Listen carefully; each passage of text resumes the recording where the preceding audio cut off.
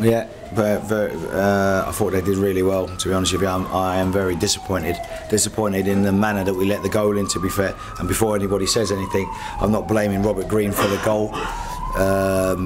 You know, it wasn't one of his best kicks, but we've had a long time to really defend that properly, and we didn't. For the first time in the game, we didn't defend that properly. So before you ask me the question, I'm not blaming Robert Green for the goal, so don't ask me about that, please. Anybody else? You said before this game, Chris, when you were talking about Villa, how it was individual errors costing the team. Yeah. Playing well. Obviously, you're saying it's not Rob's fault, but it was an error from Rob, who's been so consistent that much start even more. Of course, but you guys being in the football business, you know when the ball goes out wide and we've got maybe 8 players behind the ball, you can't really blame him at that stage, can you? Because all it is a bad clearance. That's all it is, and we have to defend that better. And the reason we are in this predicament is because the goals have been so soft. Now, I would have been more, I wouldn't say pleased, but I would have been more accepting if they would have done us with that clever movement and the clever play, or someone's pulled something out of the bag. I would have been, you know, obviously disappointed, but I probably would have accepted that more. But the way that we let that goal in at the end there was easily one that we could have defended miles better than we did. And all that running that everybody does has now, you know, gone to waste. The only thing I would say is that the fans were fantastic, and the players did give them something to hope about for most of the game.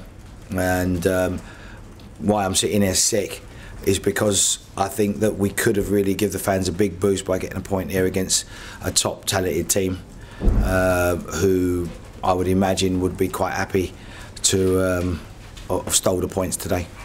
Was Rob okay? He looks absolutely distraught after. Oh, he's going to be, because he's a top player.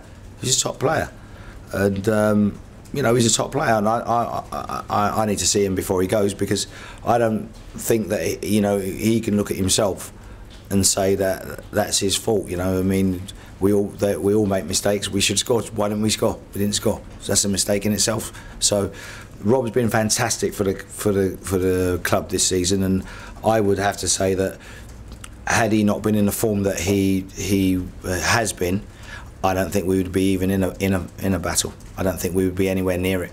So no, we're going to move on from that, and I'm hoping that he doesn't internalise that as his fault why we've lost. Chris, Jose said they were lucky to leave the 3 points there. Is that an assessment you agree with?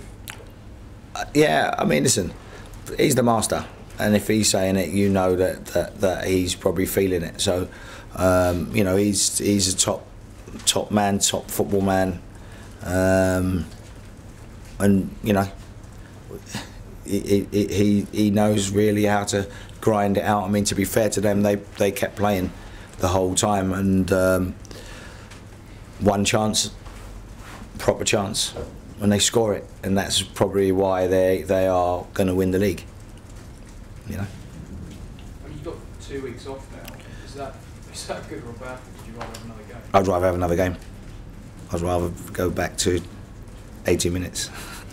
You know, I'd rather look at the, you know, it's horrible. It's almost like this game's almost like failing your driving test. You know, when you think, God, we were so close and you failed it, and then you come back and you'd like that time back. But obviously that's the cruel game we play in.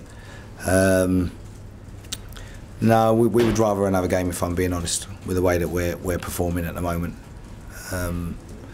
But we got West Ham now in the next. Is it West Ham's next game? We got that in the next game here, and all I can ask the players to do is do the same, really. Is it harder to pick them up with that long break rather than having a game to work towards it straight away?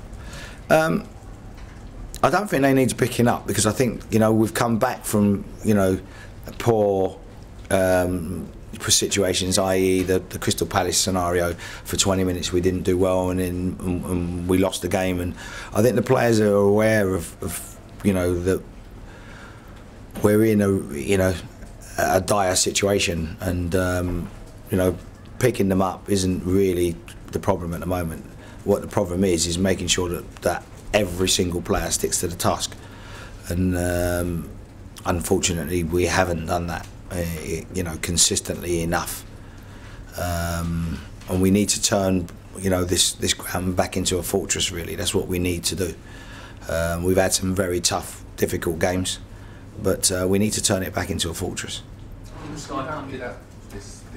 performance, not, you know, the result of this performance, it's kind of showing people it's not a foregone conclusion.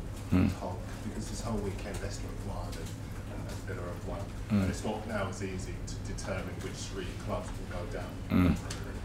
Yeah, sorry. Do you feel that this performance has shown? Yeah, no, I agree with you. I totally agree with you. I think that one of the best things about the Premier League is that it, you know, different to any other league in the world, it always goes right till the end. You know, and in a lot of countries, it's a foregone conclusion by now. So, you know, if you think about it, we're 3rd from bottom and they're top. You know, romping away with the league, and the game was close. You know, it's not like they've come here and outclassed us and outplayed us, and you know, we're hanging on. You know, at some stage, some parts of the game they were hanging on, but we always knew that those top teams have top players and they don't need many opportunities to put the game away. So no, I do agree with you. I do agree that there are more teams that will be looking over their shoulder now at the teams below the line and have to do what it takes over the next couple of weeks to make sure that they stay up. Is it fair to say that the failure in this game, especially in the performance, is because of mental fatigue in the last minutes? Probably. And how can you prevent this in the next? Because in terms of organisation, fantastic team, fantastic game. In terms of result, it could be better. Of course. And I just wonder how can you prevent it for the repeating the next few games? If it comes to the minute 85, you achieve that goal, but in the last 5 minutes you lose the concentration. Well, I mean, obviously, you have to go over it with the players. You have to work on it as best you can. Try and work on it in training the best you can, and hopefully the players don't repeat the same mistakes. I mean, there's obviously people at the top and people at the bottom, and I would imagine that if you looked across the board, most footballers have got capabilities of performing at a top, you know, at a top level in the Premier League. But the difference is obviously, you know, their mental capabilities today with Chelsea overcame ours. Joey got man of the match, Chris. Doesn't usually happen when you're on the losing side, especially against a team of all Chelsea superstars. Yeah.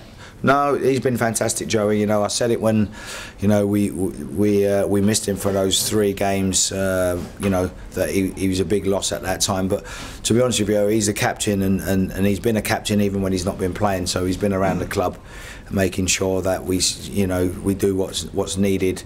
You know, amongst the players and stuff like that. So I've been very pleased for him today that he was chosen despite the fact that we didn't win the game.